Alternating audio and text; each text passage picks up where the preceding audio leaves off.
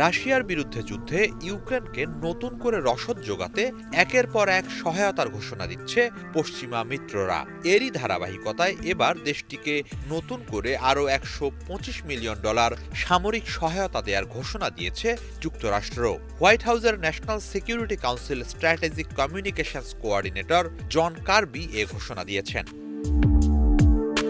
Pentagon জানিয়েছে, এই অর্থ দিয়ে হিমার্স রকেট সিস্টেমের গোলাবারুদ, 155 ও 105 ক্যালিবার স্টিঙ্গার মিসাইল সহ বিভিন্ন সরঞ্জাম কেনা হবে। এছাড়া হামলা থেকে ইউক্রেনের জাতীয় ও গুরুত্বপূর্ণ বিভিন্ন স্থাপনা রক্ষায় রাডার ব্যবস্থা, উল্লেখযোগ্য সংখ্যক অ্যাম্বুলেন্স ও খুচরা যন্ত্রাংশ দেওয়ার কথা জানানো হয়।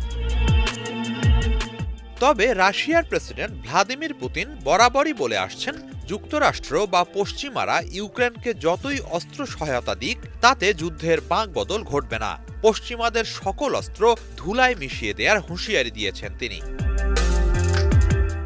এদিকে এরই মাঝে পশ্চিম রণাঙ্গনে রুশ বাহিনীর অব্যাহত হামলায় ইউক্রেনীয় সেনারা ৩৫টি শক্তিশালী অবস্থান থেকে পিছু হটতে বাধ্য হয়েছে। শুক্রবার রুশ প্রতিরক্ষা মন্ত্রণালয় এক বিবৃতিতে এ দাবি জানায়। এসব হামলায় আকাশ প্রতিরক্ষা ব্যবস্থা সহ ইউক্রেনের বিপুল অস্ত্র সরঞ্জাম ধ্বংস হয়েছে। এর মধ্য দিয়ে রুশ সেনারা গভীরে অগ্রসর হচ্ছে বলে জানিয়েছে মন্ত্রণালয়।